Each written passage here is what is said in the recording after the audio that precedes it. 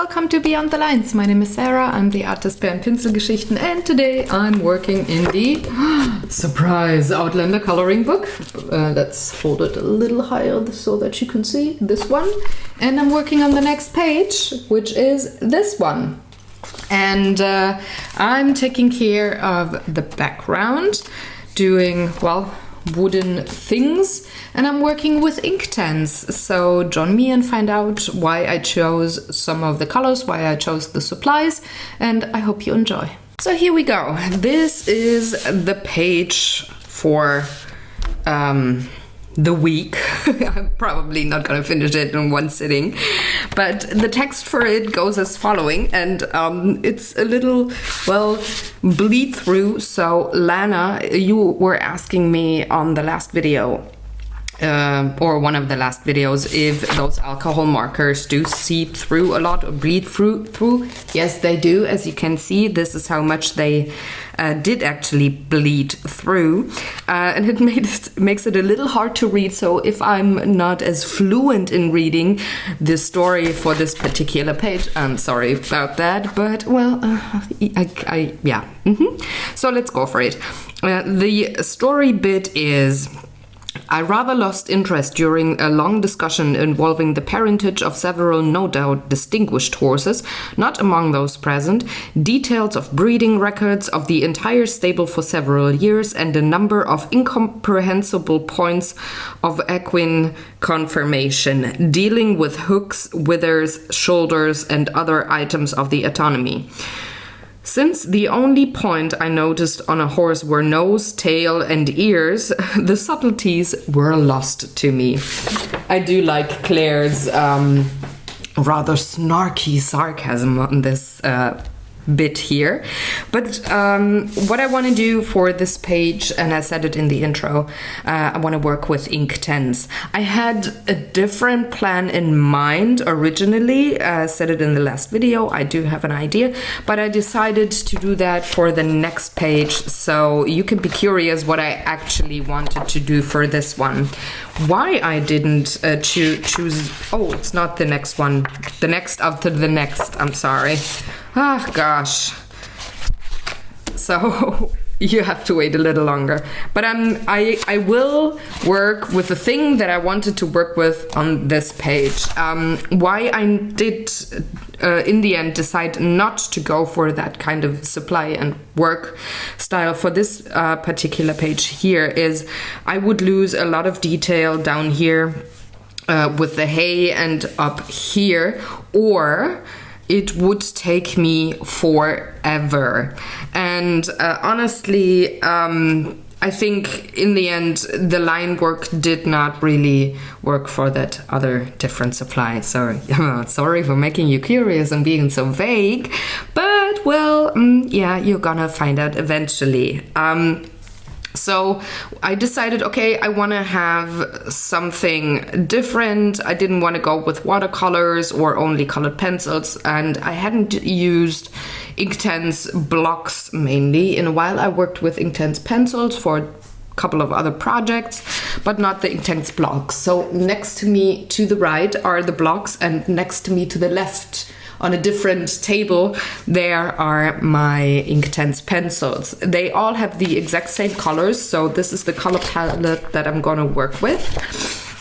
But I kind of wanted the painterly style and not just dissolving a supply, so a medium. So I thought, oh, I'm gonna work with the Inktense pencils. I do have all of my watercolor brushes next to me, and I want to start with telling you how I want to build up that page. So you can see here in the front there's again thicker line work than in the background, so it actually already tells you this is the focal point.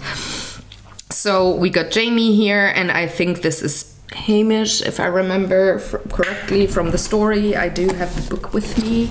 I could actually take a peek if I wanted, but I'm kind of, yeah, no. So it's in here. I'm gonna call him Hamish. I think it is Hamish, if I remember correctly, that he was working with in the stables. So we got 3 horses and 2 people as the focal point, and the rest of the stable being the background. And this time around, I want to start with what I most usually do. I want to start with the background. So I want to start up here and then bring the color down. This part here behind those hay balls and such, it doesn't really have a lot of detail, so it could be an open space. So like the stable being only partially set with a roof, but I don't think that is the case. In the story itself, it said it was a whole big stable, so I'm just going to continue the roof and the wall here to the right, but I'm going to have the most dark spot up here, so going really, really dark, almost black, and then moving the light to this section here. So I think the light is coming from the lower left-hand side, and this is how I'm going to color this particular page. And I do want to start with that section up here because it's just fairly simple to color. There's a wall here, so I do have gray, and I want to use do I want to use this one or this one? Either one of them, and then darken it up with maybe a little bit of dark brown or a black. Let's see. What do I want to have? I think I want this one here, the 2120. And don't worry, you don't have to write down all these supply colors that I'm using. They're going to be on the blog post for today's part. An hour after this video is published, the blog post will go live, and you can find it in the description box below. There's my website, pinselgeschichten.de, that's my blog. And you can also find anything compiled that I publish, so direct links to blog posts and videos and such on my Facebook page in case you want to not click 5 times but only 1 time. Maybe that's totally up to you. So I'm gonna take, let's see, did I take the right numbers? 2100, so I took this one, I took the gray, and I want to have the 2030, and that is you. So with Inktense pencils, you would just color in your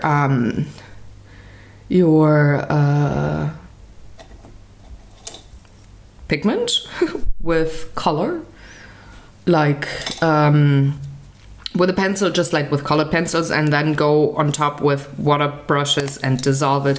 It's a little different with the blocks with me. You could actually just go on top of the paper and use it like you would with a crayon, but I'm not very fond of that. I actually also like mixing colors there.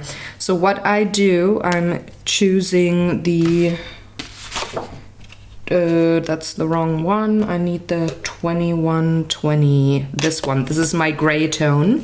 So I'm just gonna take a little bit of water, and I'm always going opposite of the number side. So I'm just gonna flip it around and go over it with my water brush, put it on my palette.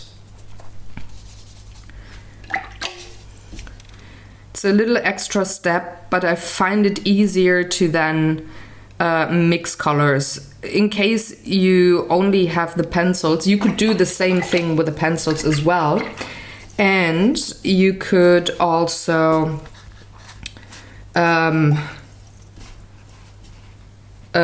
like color from the pencils right away. Go with a wet water brush across the nib of your pencil and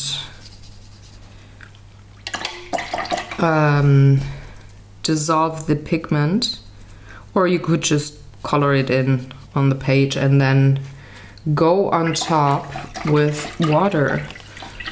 But for the brushes, I do like for For the blocks, I do like to work with that particular method here. So I'm leaving all of my blocks next to me to dry. And I'm taking a smaller brush for actually painting. And I'm going to start with the light gray and paint that in from the left-hand side this time, because there's the lighter section.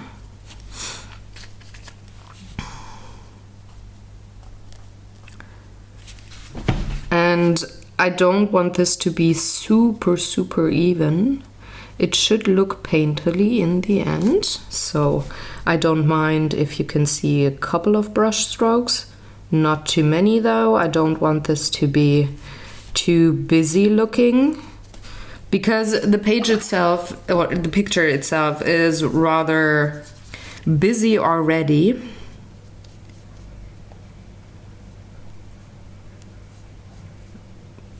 But still, there's space to have a few brush strokes peeking through. In case you don't know what Inktense is, this is a water-soluble ink, and it will be permanent on your art piece whenever you have the ink be dried. So you cannot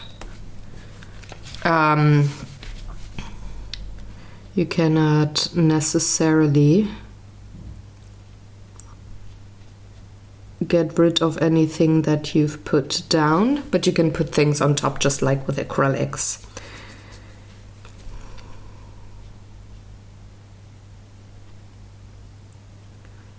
So you got to be a little careful with where you go with your brush. But then again, I don't mind going over those outlines, like in particular here on the roof. One thing that I do like when it comes to coloring pages is just incorporating the ink lines that were given by the illustrator, but not necessarily going only within the lines. I mean, the show is called Beyond the Lines for a reason. Yes, of course, because it's color instead of just line work. But also just to loosen up, you know, and not be too restricted by the line work. Of course, there's always I do want to go with the greenish gray here. It has a green tint. It's actually a black, but well, let's go on top of that a bit. You can always go within the line work exactly, and for example, when you only color with colored pencils, that's actually a very valid thing to do, and I like that a lot. But when it comes to wet media, say watercolor, ink and such, I do actually like, just in air quotes, just incorporating the line work but making my own here. So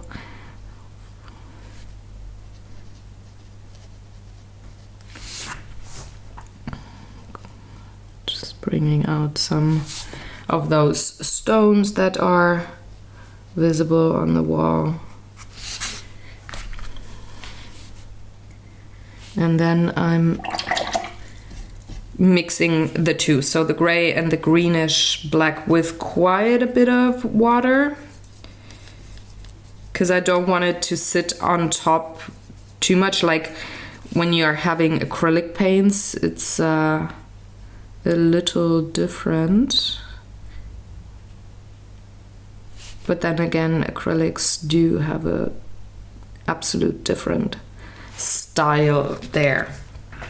And by using a lot of water, I can actually make sure that both of the colors, so the gray and the greenish black, do blend together nicely. So now I gotta have a sip of tea and put the tea away from the desk, because my desk is not that big anymore as it was in my previous studio setup. So I gotta make sure that I do have enough space to work on my desk and have my supplies and everything available and put down in a way that is actually comfortable for me. Mixing some more. Pulling down that dark color a little more. I'm gonna keep the rest. So now you can see this is already drying, but don't worry. You can put water on top and you can reactivate it. That only works though if you have it on plastic or like a tin or something. Doesn't work on surface that is like a porous surface as paper is. So I'm going around the horse and the hay and just coloring.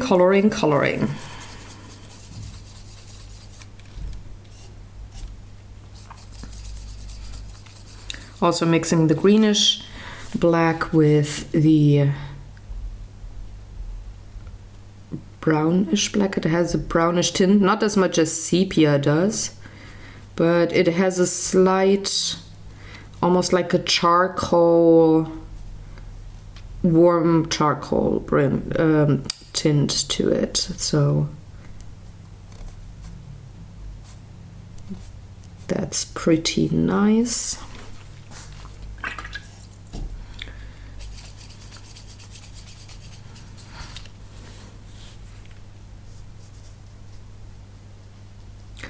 And another important thing is when you use that in your coloring book, have a cardstock behind your page just to protect your next page in case something seeps through or goes through. That actually rarely happened with me. I had to have like a deli paper kind of paper in a coloring book for that to happen to me. So I do have one coloring book where that actually happened, but it didn't matter in that case because it was only printed one-sided and you could tear the pages before you would color, and that was the Marvel coloring book. It had really thin, or it has really thin paper, and ghosting happened.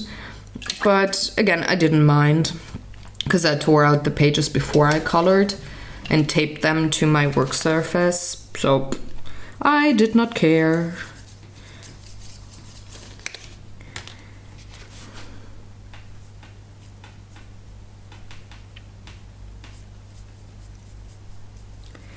The thing is that Inktense does cover up line work if you don't use a reasonable amount of water. Like for example here on the hay, I can still see some of the line work from the hay coming out of that hay ball, but I can go on top with the hay color that I'm going to use later on and just paint it in again. I'm using enough water for me to be able to see those line work like later on. Even with those dark colors I can still see where things go, but I'm not going for the watercolor transparent look here. So there's actually enough room for me to go non-transparent with the way I paint in my color here. Now I gotta concentrate. There we go. Excuse me. Another thing that you might want to have an eye on when you're painting something with especially the Inktense blocks. So in the beginning, say you put down an amount of pigment onto your palette, and then you pick it up with your water brush. The later you are in your painting process, always saying that you don't put any more pigment into your palette, you will have a watered down version of that pigment. It will not be as opaque anymore as it was in the first go, because you're just adding water and water and water to pick up the pigment. You might want to give your art piece a second layer just to have it resemble the first part or the beginning of your painting when you had a different ratio of pigment and water on your palette. It's fairly simple. You just go over things with a second layer, totally fine. But just have an eye on it, just keep it in mind. That's all that I'm saying here. There we go. So you can see this one here is way darker and well, more opaque than this one is. So what I'm going to do now is I'm going to take the gray. Is that gray? It should be. It's a thing. Nope, it's not. That is quite difficult with those blocks, and also the pencil. Well, the pencils is a little easier because you have the colors at the end of the pencils. But with those blocks here, it sometimes is difficult to see which one you're actually picking up, because they are so highly pigmented. They're very dark, and a dark purple could look like a dark blue or, I don't know, a gray or something, and then you're picking up the wrong color. So just be aware. It's easy to work around. It really is. But I'm just saying, you know. So I'm gonna mix these right away and move in for my second layer.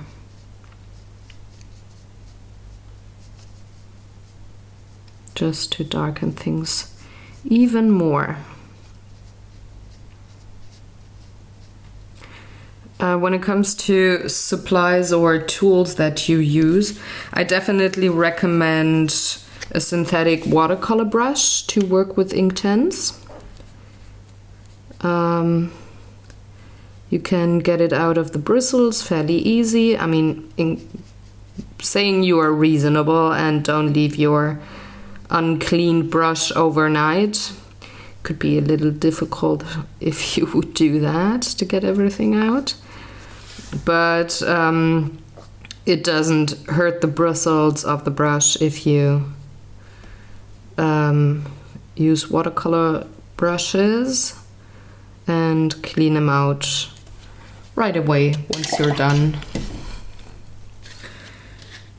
I think that's quite common sense. I mean, I do have I have a set of watercolor brushes that I use with any ink that is not Inktense. So say you have just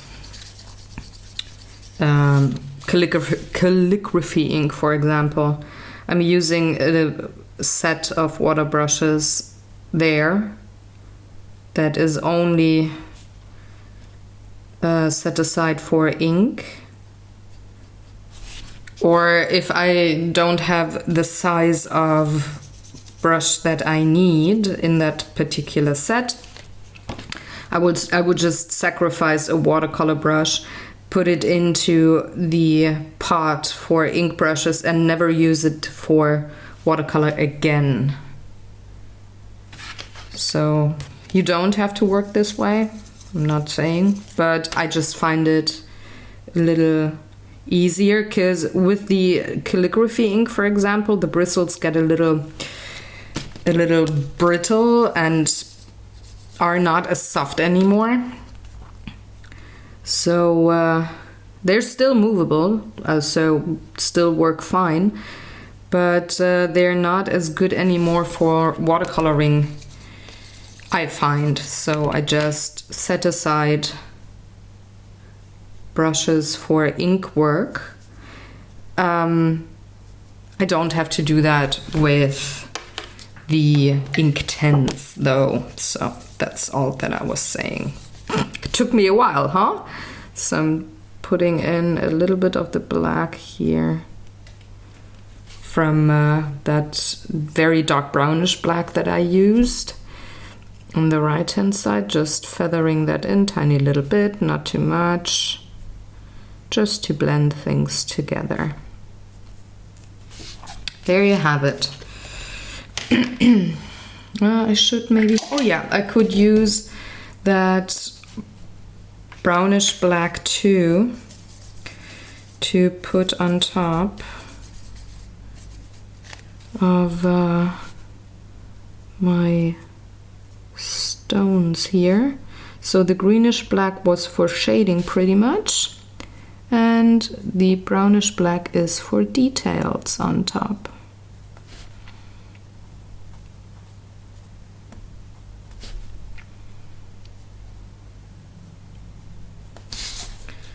There we go.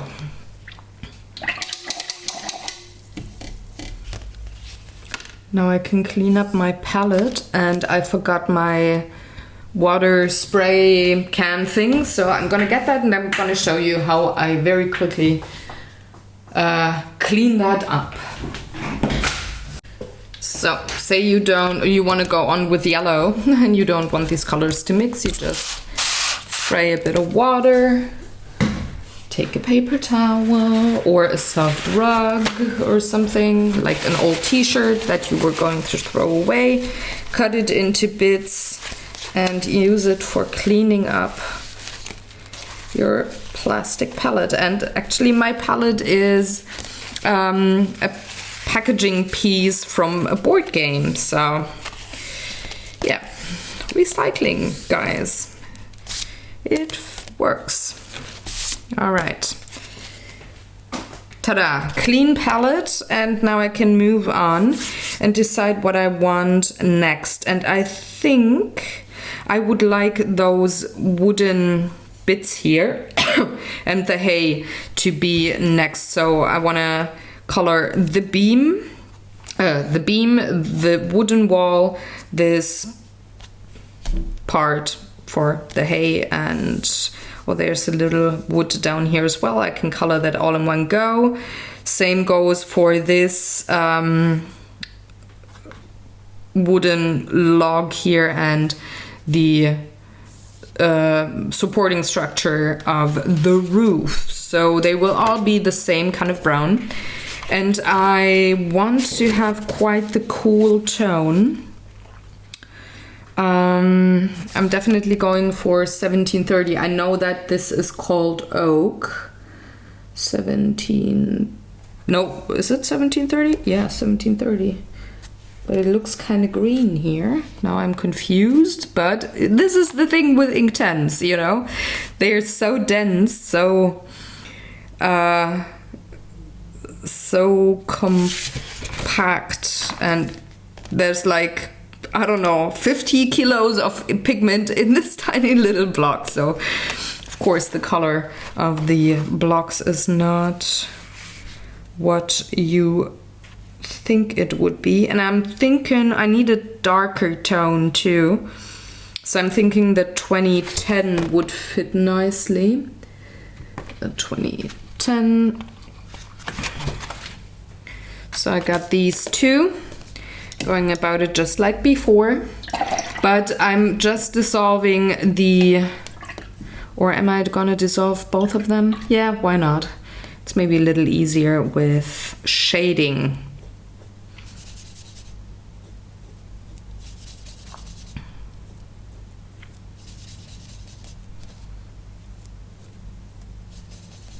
There we go.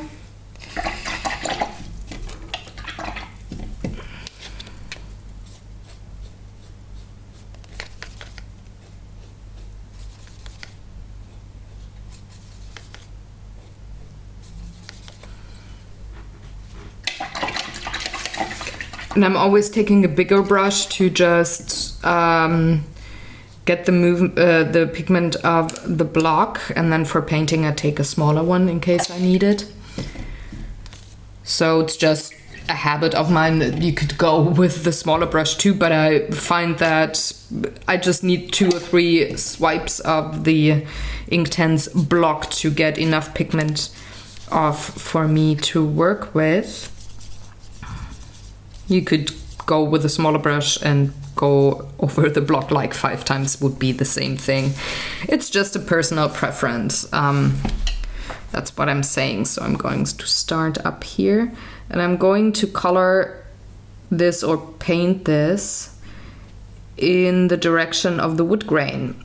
And that helps with making this look plausible or not weird, in case you see brush lines in the end when it's dried.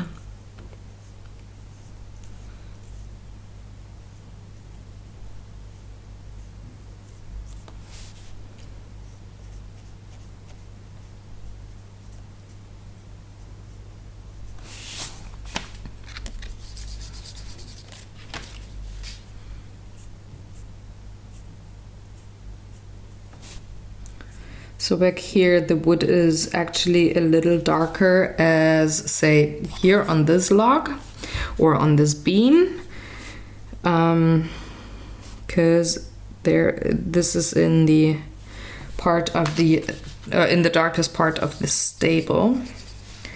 But still I'm just going to give this like a base layer of oak brown.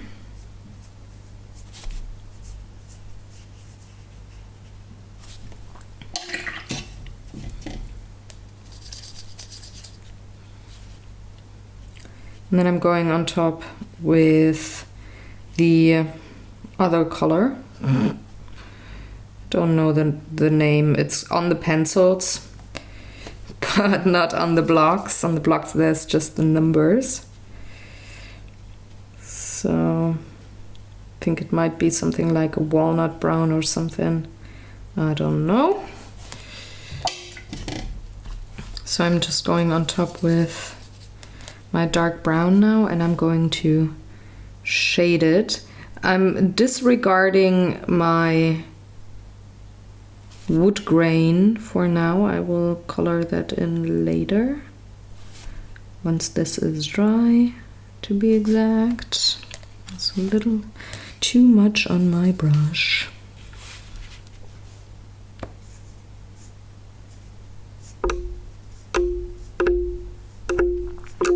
So you can do the same thing with Inktense that you can do with watercolors, which is going in with just a wet brush and moving the pigment, but you gotta be fast with that. You can't move it as long as you can with watercolor. And there I spilled a drop on my paper.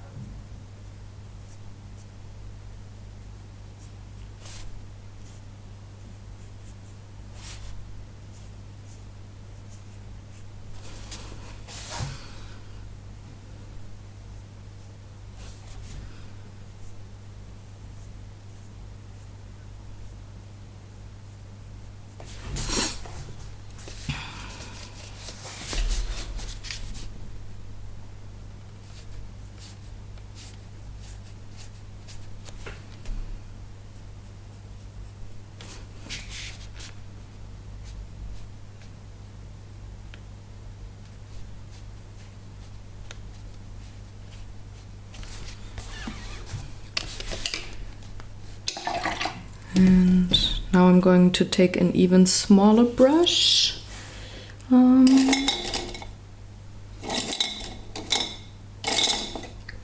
This one, no, this one here.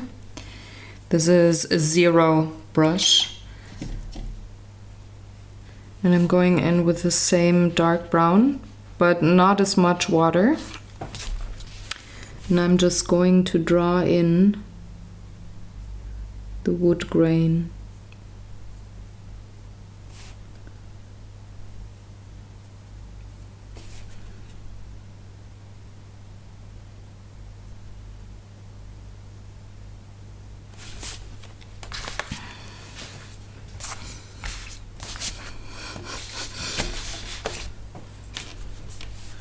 And I'm just going over the lines that the illustrator gave me.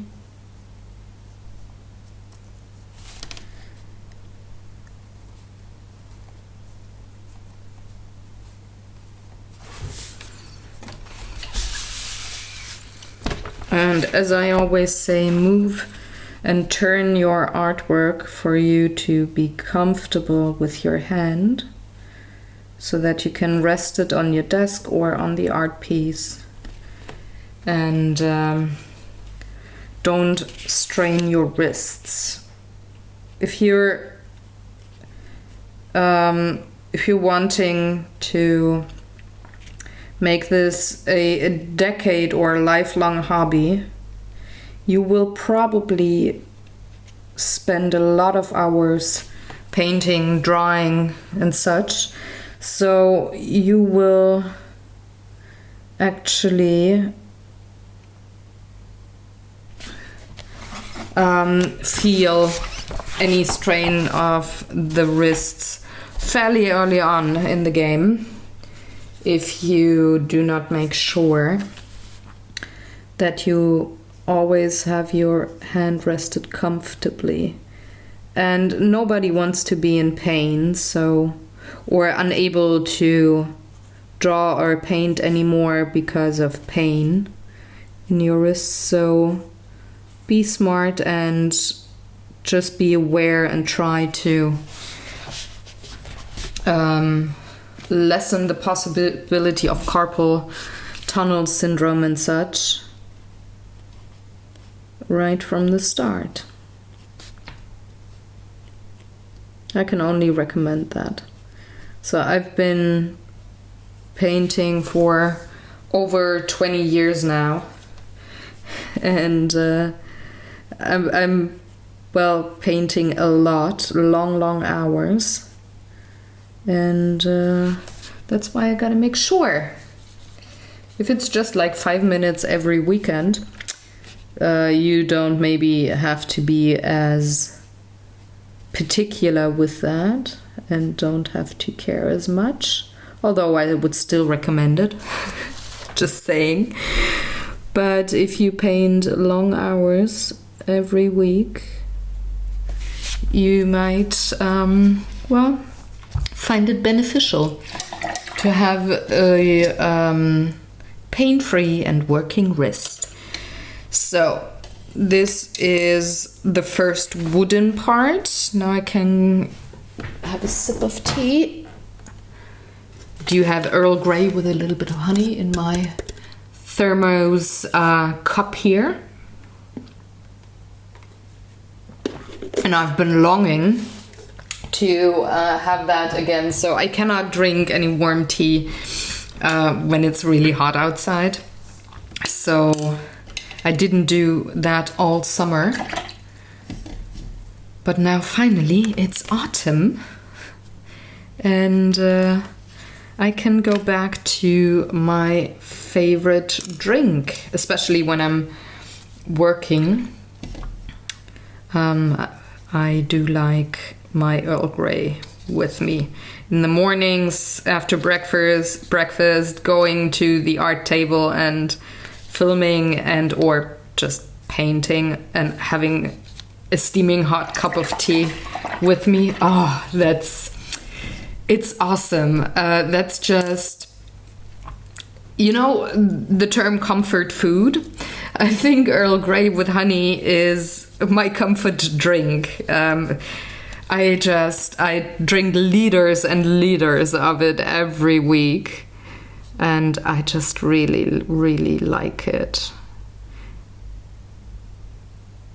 And since we finally moved through summer into autumn season over here, I'm delighted. You can't really say I'm happy. Yep, that is correct as well, but it's being more than happy. It's being absolutely thrilled and delighted and excited and just goofy happy that we've got autumn season, my favorite season of the year. And when it comes to health, just finally being through the season that, well, makes me struggle the most. So I'm just thrilled. You gotta make sure not to have too much water on the metal part of your brush, because it could run down and make a big blob on your art piece that you did not intend, and that actually doesn't work with the art piece. So I find it very helpful to always have a good amount of paper towels or rugs, like t-shirt rugs, soft things with you when you're painting. Not just one little piece, but loads and loads of them. So I'm shading towards the right here and the top, because this is where my darkest parts of the picture is. Again, just to remind you, the light comes from the lower left. So I have to be a little darker with my values here on the upper right.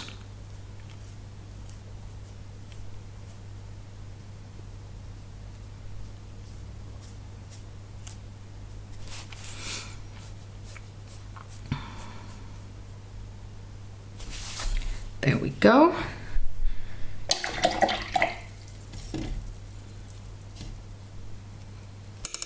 Moving to the smallest brush again and painting in the wood grain. I might need a little more pigment from the dark brown.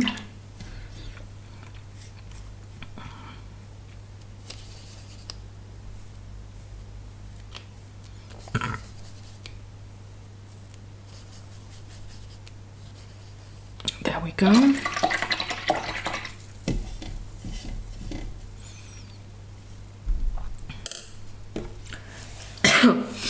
And that's also the time to start the vlogging camera for my taco clock vlog. So I quickly have to... Now the problem is that I don't have too much space on my desk. Let's fire it up.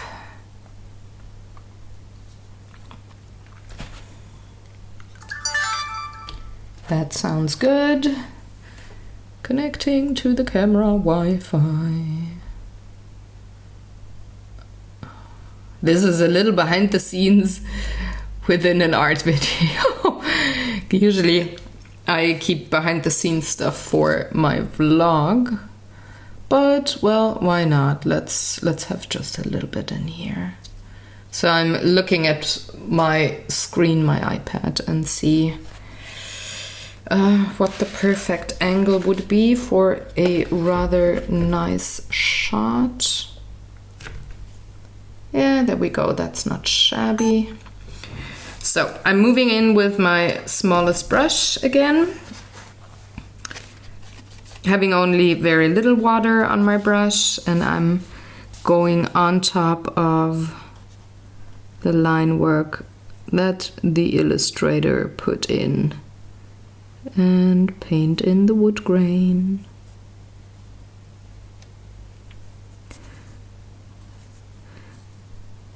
watercoloring or ink tensing. That's a technical term now, guys. Using ink tens or watercolors on a coloring page does two things, and they're kind of contrary to each other, but still they make sense, at least in my head. So it feels like you're covering quite a lot of surface in a rather short amount of time, which could be really helpful when you work on bigger projects, like for example the Kirby Roseanne's double spreads. I feel like watercolors or ink tens works rather fast. You can cover quite a bit of surface in just one go, but also so you get rid of that white paper fast, which sometimes scares people. But also, not the getting rid of the white paper, but white paper overwhelms some people. But also it feels kind of slow at the same time, because you can layer. See, for example, with the wooden beam, I just went for 3 layers, and you can go for details and such and really take your time. I know it's bizarre and it's totally contrary to each other, but I hope you know what I mean. So yeah, that's why I like watercolors and ink tens in coloring books so much.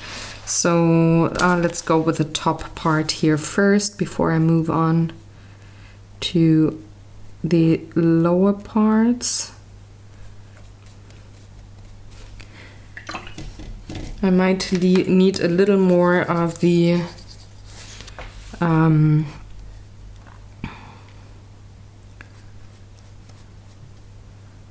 oak.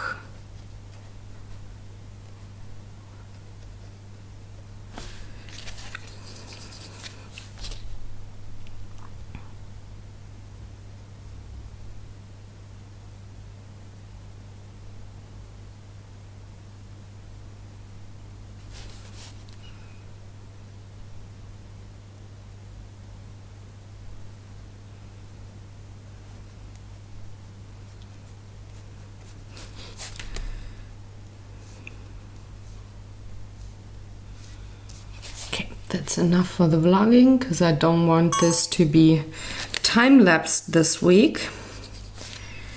So actually, here's a funny thing. Actually, this video here is gonna be published before the vlog is gonna be published. Usually it's the other way around, but not this time, because it's Monday. And I'm only now gonna get around to filming this video, and it's gonna be released this Thursday. So this is totally fresh in the can, which is not that common for me. Usually I do work 1 or 2 weeks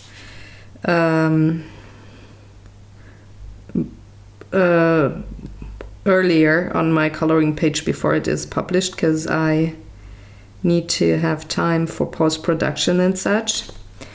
But this time around I just had other things to do and couldn't paint. So now I do have a rather short amount of time between production and publishing, so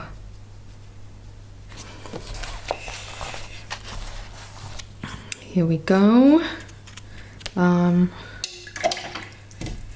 Need a little more of the dark brown here. So again, the light comes from the lower left hand side, which means that the horse and Jamie do cast a shadow on that back wall there. But more so in this part than in this part. Here it's only on the lower end and the top will be a little lighter. So I'm just going in from the right to the left, feathering in my darker brown.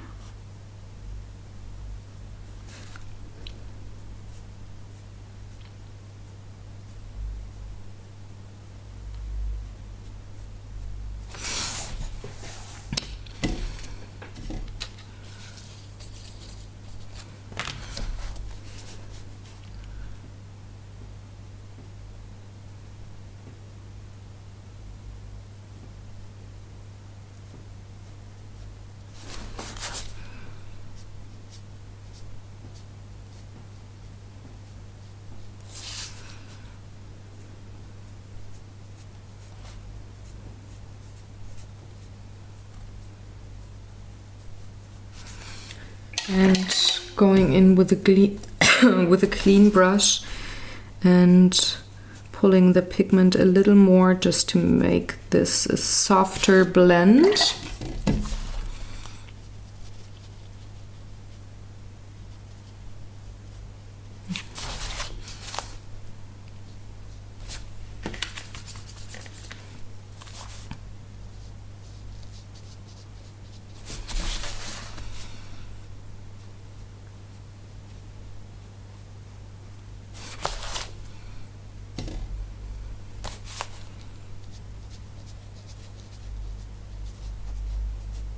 And I'm only going in with a water brush here, pulling the pigment. I didn't pick up any more of the brown because I wanted this part here to be a little lighter than that part.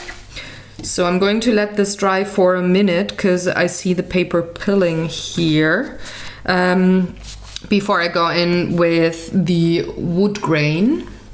So meanwhile, I can actually work on the lower part of that wooden wall.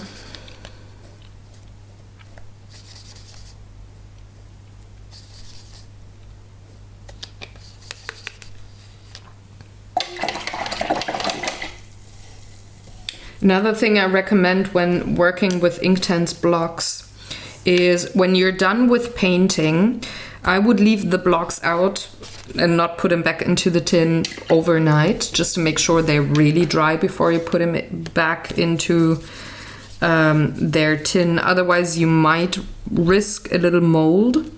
And that is not something that I'm looking for when it comes to my art supplies.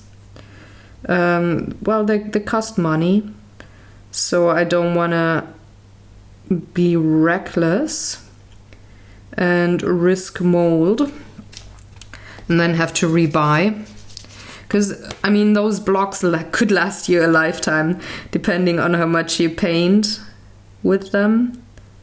But I've been using them quite a bit. I use the pencils more than I do the blocks, but nonetheless they have gotten quite some table time. And I'm not even close to having them worn down significantly. So when you risk mold and such, it would be a shame. So just leave them out for like overnight. And then you can store them back in the tin and you're good to go. They're definitely dried out.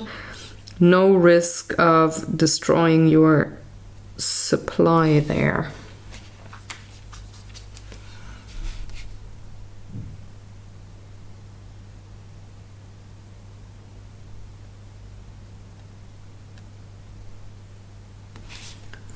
Gotta check the clock, so that's almost been an hour of painting. So I'm done with the wood here. I can now shade the lower section and then go back to my smaller brush and the wood grain of the upper part. I don't want these videos to be too long, so I'm trying to be done within 2 hours and find a good part to actually pause the painting process. But I've got about an hour to go, so I can cover some more bits of the background. So I'm going on top with the dark brown on that spot because it's Hamish is pretty much casting a shadow. When it comes to this part here, there's a little darker section here on top where the horse and Jamie cast a shadow, but it's not as much as on the right hand side. That's actually enough.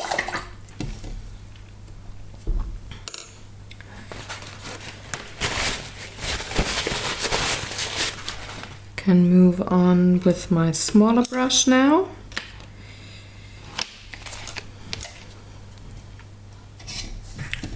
And take care of the wood grain.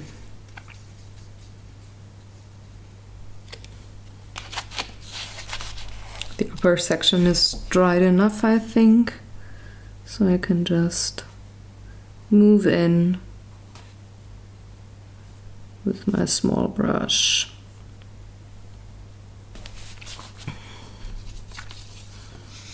And back here, where on top where I painted, you can hardly see the ink print anymore, like the line work that I was working with in the beginning. And that is what I like about Inktense, I have to say. You can cover up your line work completely, pretty much just as you can do with acrylics in a coloring book.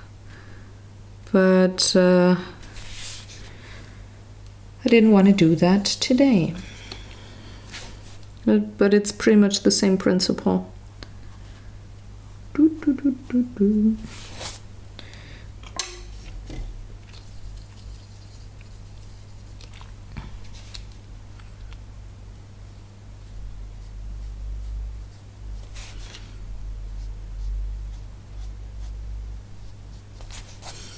I need a little more of that pigment. It gets too watery. So that should do it.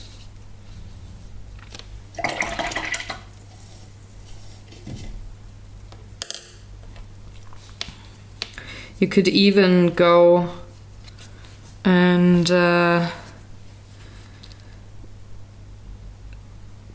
have a little bit of paint on top of the ink lines where they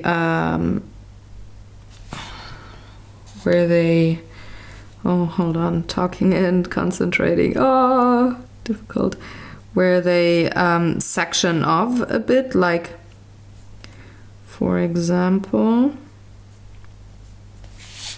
up here, the top of the wooden wall, or around these wooden bits over here. And I think I'm gonna do that because it just decreases the look of, oh, this is a coloring page just colored within the lines. But it's gonna have more of a, oh, this is a art piece only painted and not colored in the end. So I think I'm going to go for that. I don't mind at all my coloring pages to look like coloring pages, because yeah, I do like to color in other people's line work, but why not go the extra mile once in a while, huh? Oh, that rhymed. So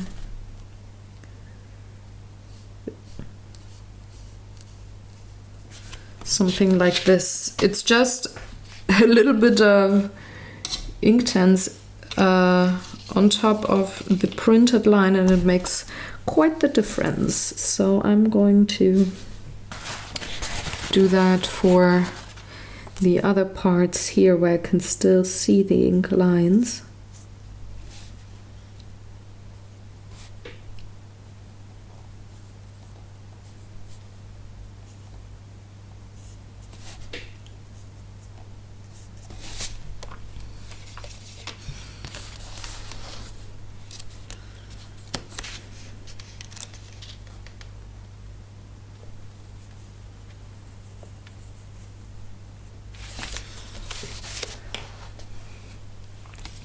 I hope you can actually see on screen. Depends, I might zoom you in on parts of the page in post-production, but I don't know yet at this point, because I haven't looked at the footage on my computer yet, because I'm filming, I'm not in post-production yet.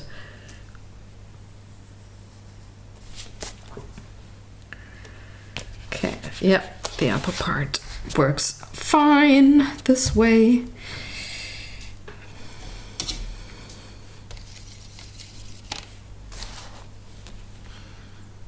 It takes a couple of extra minutes, but I don't mind.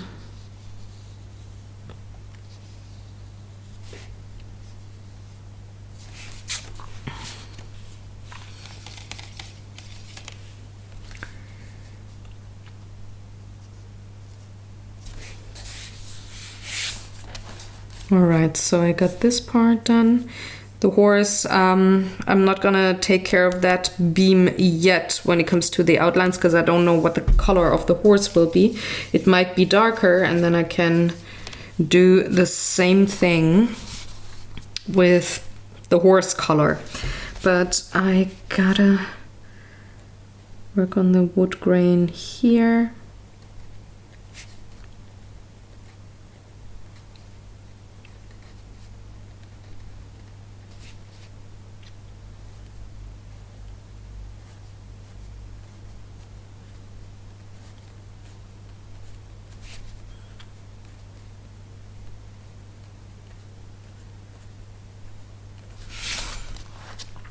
There we go.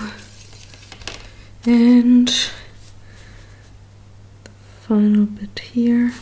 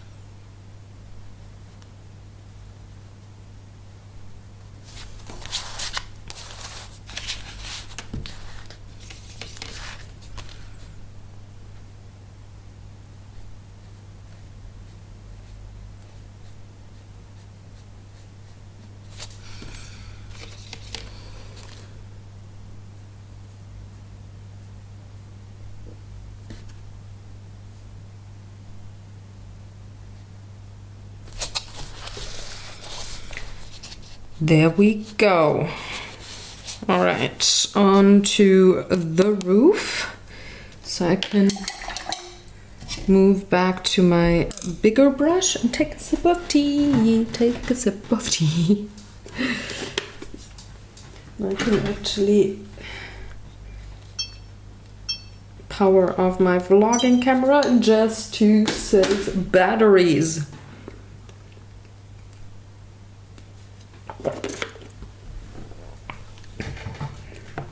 Okay, so wooden bits up here on the roof.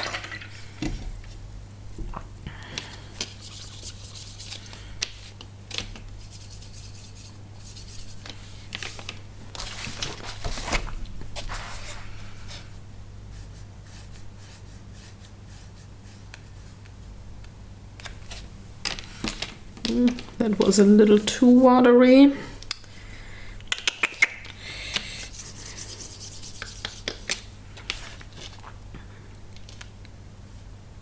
But I think, yeah, I can manage.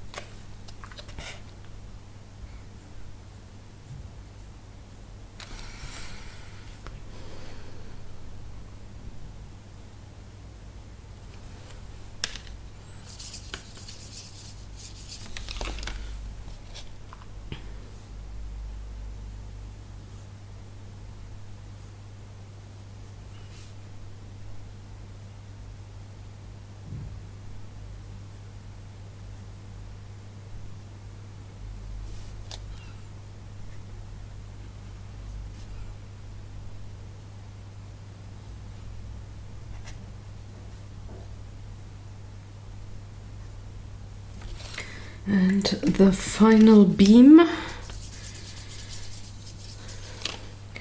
of the roof. Oh, gotta move my paper right to the fold.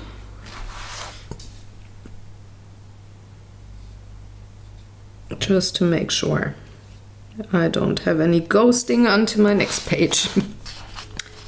And well, I could actually color that beam here as well in the same go.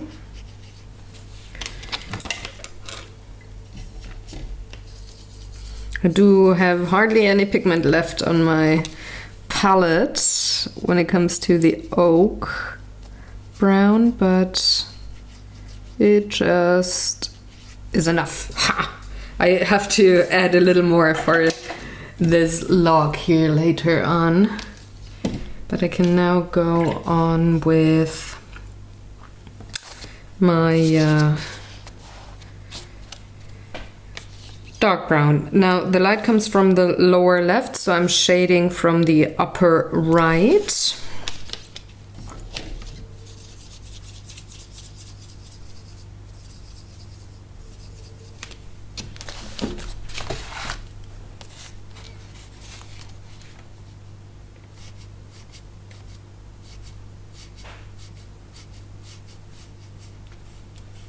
And I'm also shading towards the right when it comes to the beams themselves, because they are further away from the light source. So something like this.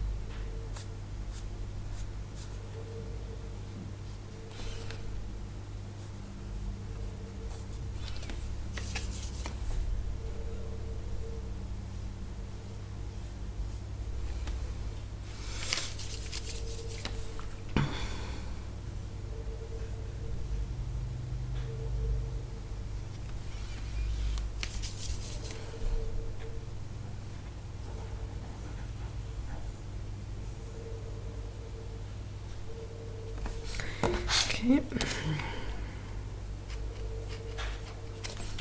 And now for the final part here of the roof. At least when it comes to the wood. I'm not talking about the hay yet. I'm also shading from the right because it's further away from the light. I definitely need more pigment in here, but let's see if I can manage with that tiny little bit that is still on my palette. No, I can't. So, I mean, I need a little more for that log anyway. That should be okay.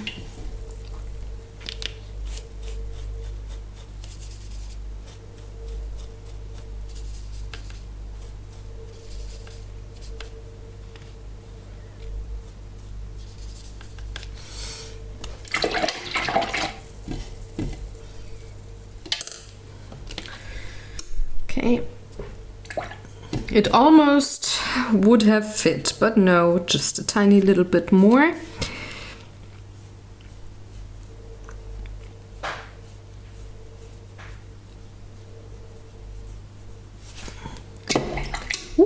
Taking only water in my brush to soften the blend. And I can move on to my tiny brush for the wood grain.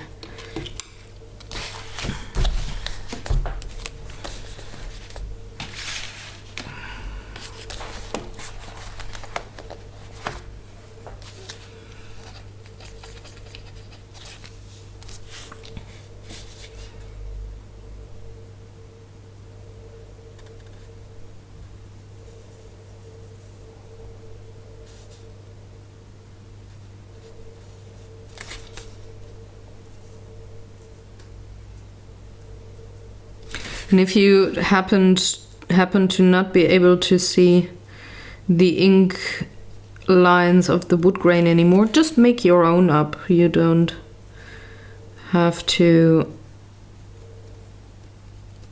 guess where the grain is. If you can't see it, just make your own up. Totally fine. I think sometimes, especially when it comes to coloring books,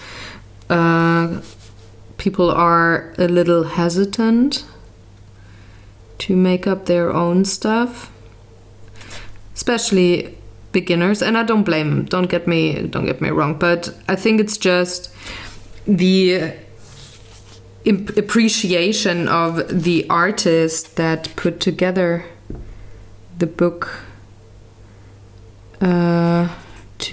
for us to color. I think people sometimes are a little hesitant about changing anything and just really want to color within the lines given because they appreciate their work so much and don't want to step on the artist's toes, you know?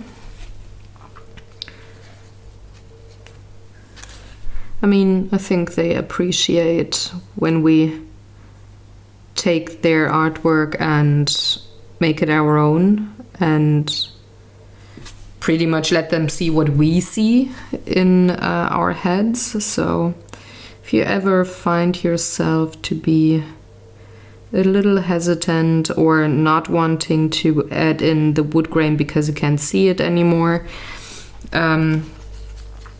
underneath the medium that you used, well, don't be hesitant, just make up your own, it's fine.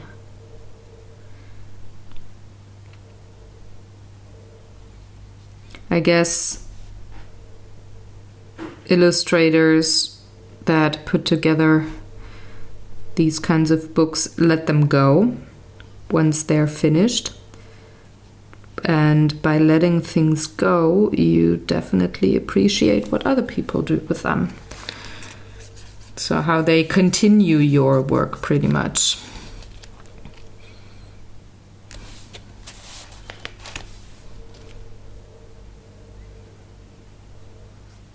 I need a little more water. That was almost dry brushing, and that's not good when it comes to details. You need to have the right amount of water on your brush. Not too juicy and not too dry. So for example, on these beams here, the illustrator didn't add any wood grain at all. So I'm just going to paint in my own. You know? That's just how it goes. Whoa. Oopsie. Now for the last bit of the roof structure.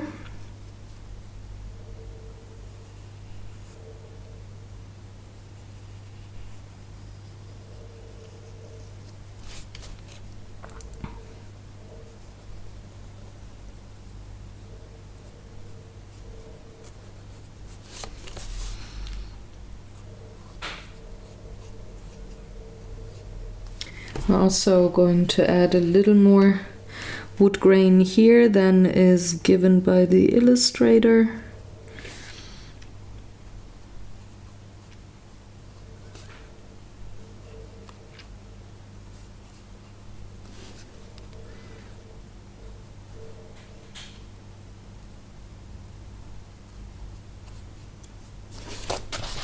There we go.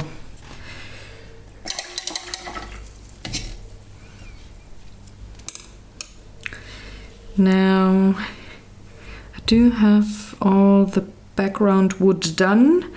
Okay, I can now move on to this log here, and since I do have the fold on that side and I find it difficult to paint right side up, I'm just gonna turn my paper and color upside down.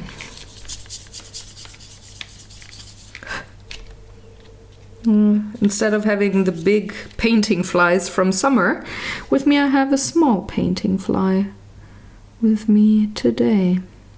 She's visiting in my palette.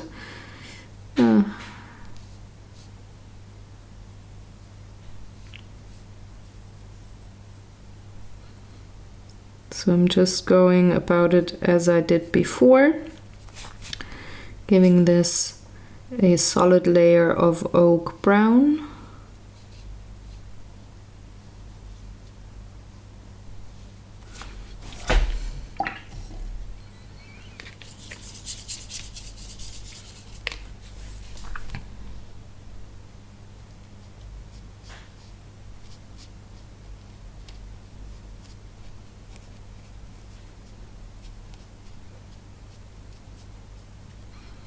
And I'm disregarding the hay down here a bit. I'm just going straight over it with my oak brown, because I can always paint the hay on top for one.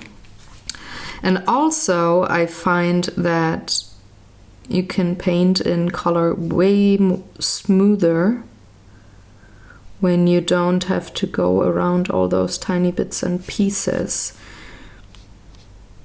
of line work. So I'm coloring beyond the lines, haha, pun intended, and I will paint the hay on top later on when I get to it.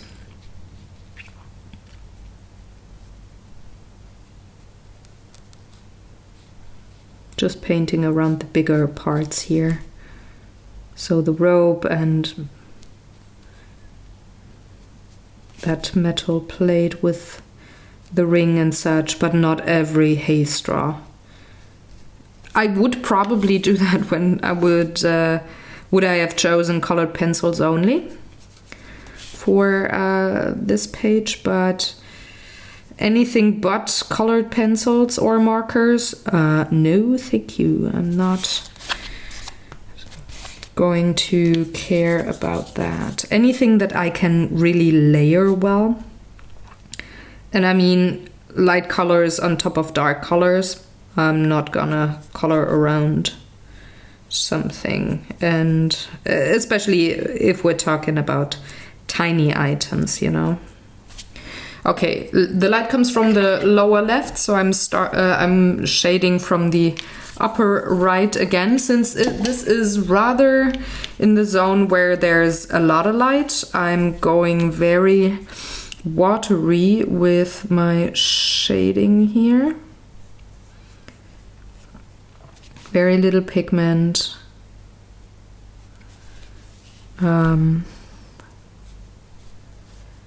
But still I need a bit of that dark brown here.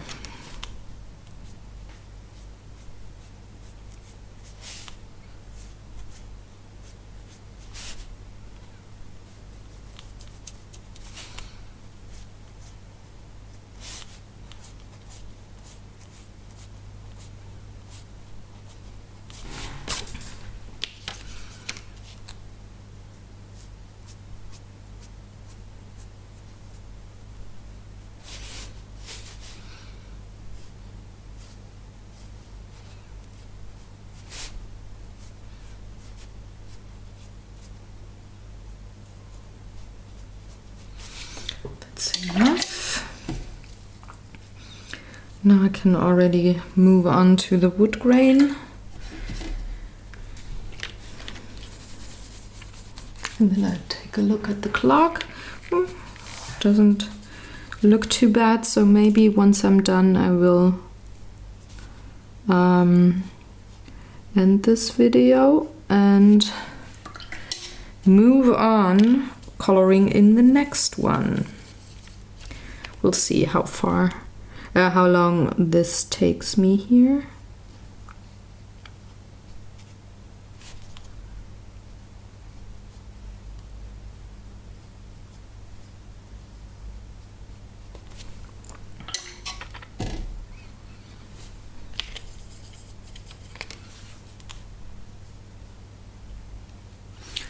Need just a smidge more of the dark brown.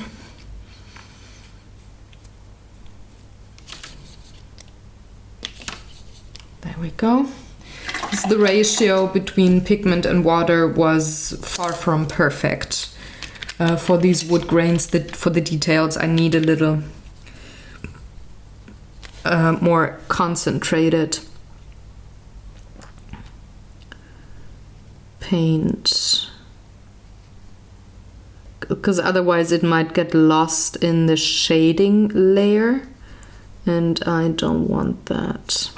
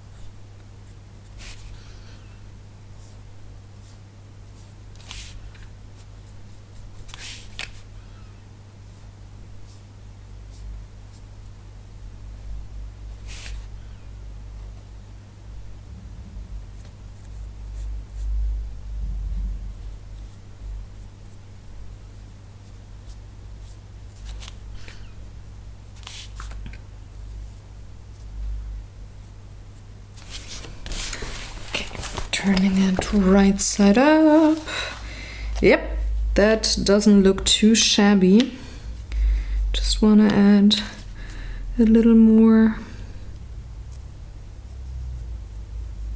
here, and also on top of this metal plate, because there will be a tiny little shadow cast by the metal. So just to have it look a little more 3D, I'm outlining that plate on the top and on the right hand side, because again the light comes from the lower left.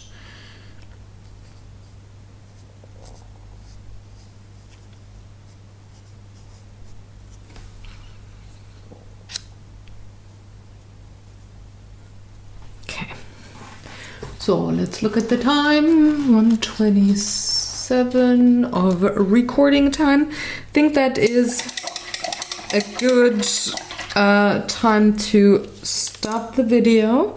So I'm gonna clean my palette.